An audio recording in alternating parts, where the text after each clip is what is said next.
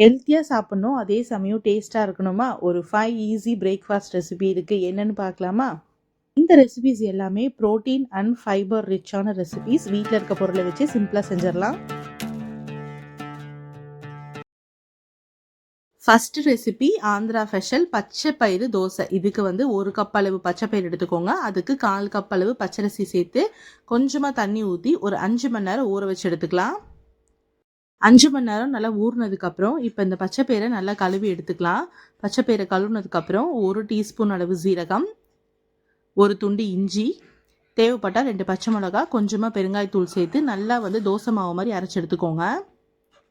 இந்த மாவை புளிக்கெல்லாம் வைக்க வேணாம். நீங்கள் தோசை மாவு அரைச்ச உடனே தோசை ஊற்றிடலாம். கல் நல்லா சூடானதுக்கப்புறம் முருவலாவோ இல்லை ஊத்தாப்பம் மாதிரியோ தோசை ஊற்றி எடுத்துக்கோங்க. தோசை நல்லா வெந்ததுக்கப்புறம் மேலே கொஞ்சமாக வந்து ஆனியன் தூவி பரட்டி எடுத்திங்கன்னா சூப்பரான பெசரட்டு ரெடி ஆகிடும். ரொம்ப சாஃப்டாக இருக்கும். டேஸ்ட் வைஸ் ரொம்ப நல்லாயிருக்கும். பூண்டு சட்டிலாம் வச்சு சாப்பிட்டோம்னா ரொம்ப நல்லாயிருக்கும்.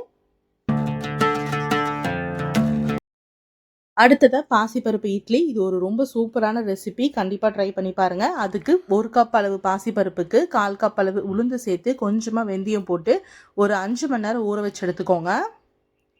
இப்போ இது நல்லா ஊறினதுக்கப்புறம் அந்த பாசிப்பருப்பை நல்லா கழுவிட்டு நம்ம இட்லி மாவுக்கு மாவு அரைக்கிற மாதிரியே வந்து ஆட்டி கொஞ்சமாக உப்பு போட்டு ஒரு 5 மணி நேரம் புளிக்க வச்சு எடுத்துக்கலாம். மாவு நல்லா புளிச்சதுக்கப்புறம் அப்படியே இட்லி மாவு மாதிரி தான் இருக்கும். கலர் மட்டும்தான் கொஞ்சம் வந்து எல்லோயிஷாக இருக்கும். இது வந்து பாசிப்பருப்பு மாவுன்னு சொன்னால் யாருமே நம்ப மாட்டாங்க. மாவை நல்லா கலந்து விட்டுட்டு எப்பவும் இட்லி தட்டில் இட்லி ஊற்றுற மாதிரியே ஊற்றிக்கோங்க.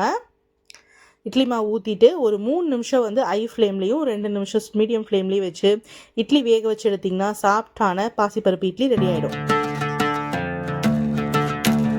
அடுத்த ரெசிபி ரொம்ப சத்தான திணை பொங்கல் எப்படி செய்யுதுன்னு பார்க்கலாம். இதுக்கு கொஞ்சமாக பாசிப்பருப்பை வந்து வறுத்து எடுத்துக்கோங்க. அப்போ தான் நல்லா பொங்கல் சாப்பிடும்போது வாசனையாக இருக்கும். அடுத்ததாக 1 கப் அளவு திணையை வந்து ஊற வச்சுக்கலாம். திணை கொஞ்சம் அழுக்காக இருக்கும். அதனால் தண்ணி ஊற்றி ஒரு 5 நிமிஷம் நல்லா அப்படியே விட்டுட்டிங்கன்னா இந்த மாதிரி அழுக்கெல்லாம் மேலே வந்துடும். அதுக்கப்புறம் கழுவிட்டு அதில் நம்ம வறுத்த பாசிப்பருப்பை சேர்த்து தண்ணி ஊற்றி ஒரு 10 நிமிஷம் அப்படியே வச்சுடுங்க. அடுத்ததாக பொங்கல் செய்கிறதுக்கு குக்கரில் 1 டேபிள் ஸ்பூன் அளவு நெய் சேர்த்துட்டு அதில் ஊற வச்சுருக்க திணை சேர்த்துக்கோங்க. 1 கப் அளவு திணைக்கு 2.5 கப் அளவு தண்ணி, கொஞ்சமாக பெருங்காயம், தேவையான அளவு உப்பு சேர்த்து நல்லா கலந்து விட்டுட்டு தட்டி வச்சுருக்க இஞ்சி சேர்த்து குக்கரை மூடி ஒரு 3லேருந்து 4 விசில் விட்டு எடுத்துக்கோங்க. நல்லா இந்த மாதிரி திணை வெந்திருக்கும்.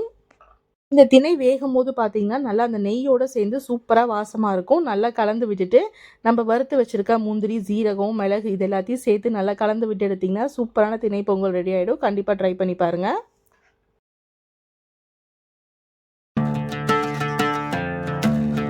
பிரேக்ஃபாஸ்ட்டில் தோசை இல்லைன்னா எப்படி ராகி தோசை செஞ்சிடலாம். அதுக்கு 1 கப் அளவு ராகி மாவுக்கு 1/4 கப் அளவு ரவை சேர்த்துக்கோங்க.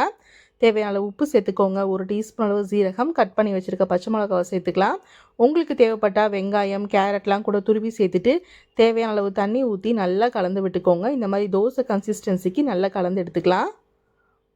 இந்த ராகி தோசைக்கு பார்த்தீங்கன்னா தோசைக்கல் நல்லா சூடாக இருக்கணும். அப்போ தான் இந்த மாதிரி நல்லா ஓட்டையாக உங்களுக்கு தோசை வரும். நீங்கள் வந்து ரவா தோசை மாதிரி ஊற்றிக்கலாம், இல்லை மொத்தமாக ஊத்தாப்பம் மாதிரியும் ஊற்றிக்கலாம்.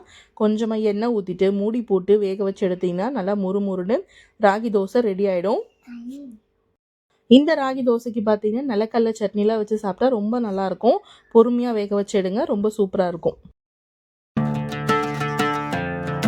அடுத்ததாக சம்பா ரவை உப்புமா எப்படி செய்யுதுன்னு பார்க்கலாம். இது வந்து சுகர் பேஷண்ட்ஸ்லாம் சாப்பிட்லாம். ரொம்ப டேஸ்ட்டாகவும் இருக்கும், அதே சமயம் ரொம்ப ஹெல்த்தி. இதுக்கு வந்து கடுகு, கடலைப்பருப்பு, உளுந்து போட்டு தாளிச்சிட்டு ஒரு பெரிய வெங்காயத்தை கட் பண்ணி சேர்த்துக்கோங்க. கூடவே காரத்துக்கு தகுந்த மாதிரி பச்சை மிளகா சேர்த்து நல்லா அந்த எண்ணெயிலே வதக்கிடலாம். உங்களுக்கு தேவைப்பட்டால் தக்காளி பழம் சேர்த்துக்கோங்க. நான் இன்றைக்கி ஒரு 1/4 தக்காளி பழம் மட்டும் சேர்த்துருக்கேன். அது கூட கேரட்டும் பச்சை பட்டாணியும் சேர்த்துக்கிறேன். உங்களுக்கு பீன்ஸ் பிடிக்கணும், அதையும் சேர்த்து நல்லா அந்த வெங்காயத்தோடு வதக்கி விட்டுக்கலாம். இப்போ இதுக்கு வந்து வாசத்துக்கு கருவேப்பிலை சேர்த்துட்டு காய் நல்லா வேகிறதுக்காக கொஞ்சமாக தண்ணி ஊற்றி காயை வேக வச்சுக்கலாம். காய் நல்லா வெந்ததுக்கப்புறம் 1 கப் அளவு சம்பா கோதுமையை சேர்த்துக்கலாம். இந்த சம்பா கோதுமை சேர்த்ததுக்கப்புறம் அந்த காயோட சேர்த்து நல்லா வதக்கி விடுங்க. 1 நிமிஷம் நல்லா வதக்குனதுக்கப்புறம் 1 கப்பு சம்பா கோதுமைக்கு பார்த்தீங்கன்னா 2.5 கப் அளவு தண்ணி சேர்த்துட்டு தேவையான அளவு உப்பு சேர்த்து குக்கரை மூடி ஒரு 3 விசில் விட்டு எடுத்துக்கோங்க. ஸ்டீம் போனதுக்கப்புறம் பார்த்தீங்கன்னா ஒரு சூப்பரான சம்பா ரவை உப்புமா ரெடி ஆகிடும். இது வந்து மஸ்ட் ட்ரை ரெசிபி. கண்டிப்பாக ட்ரை பண்ணி பாருங்கள். இந்த சம்பா கோதுமையில் நீங்கள் வந்து கஞ்சிலாம் கூட வச்சு சாப்பிட்லாம், ரொம்ப நல்லாயிருக்கும். வீடியோ பிடிச்சிருந்தா சேனலை மறக்காமல் சப்ஸ்கிரைப் பண்ணிக்கோங்க.